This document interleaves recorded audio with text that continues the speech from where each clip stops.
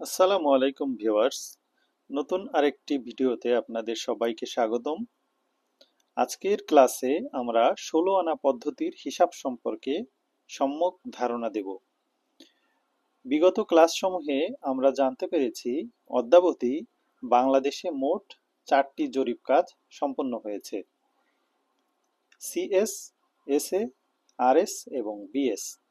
তো এই ৪টি জরিপের মধ্যে বিএস জরিপ ব্যতীত বাকি ৩টি জরিপে অর্থাৎ সিএস, এসএ এবং আরএস জরিপে ১৬ আনা পদ্ধতি ব্যবহার করা হয়েছে।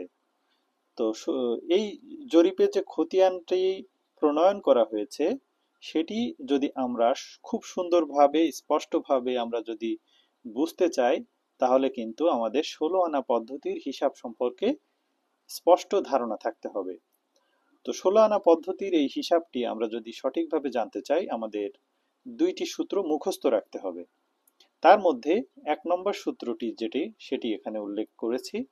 এখানে দেখছি ১ টাকা সমান ১৬ আনা, ১ আনা সমান ২০ গন্ডা, ১ গন্ডা সমান ৪ কড়া, ১ কড়া সমান ৩ ক্রান্তি এবং ১ ক্রান্তি সমান ২০ তিল।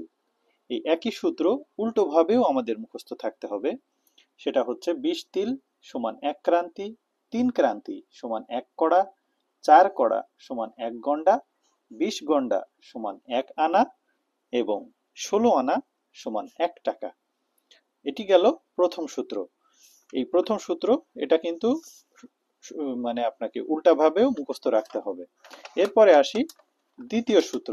দ্বিতীয় সূত্রতে ১৬ আনাকে গন্ডা, কড়া, ক্রান্তি এবং তিল এই ৪টিতে রূপান্তরিত করা হয়েছে।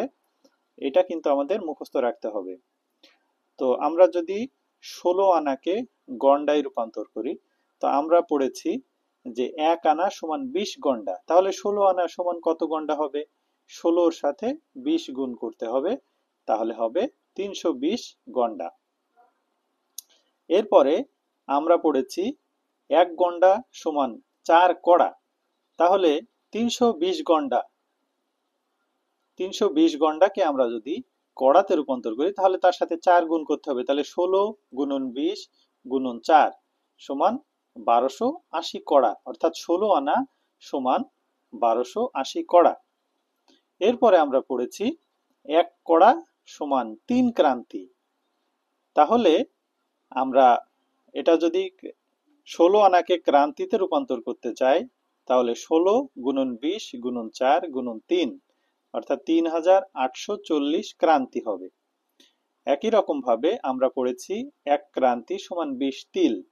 তাহলে ১৬ আনাকে আমরা যদি তিলে রূপান্তরিত করতে চাই, তাহলে ১৬ গুণন ২০ গুণন ৪ গুণন ৩ গুণন ২০ মোট হচ্ছে ৭৬৮০০ তিল।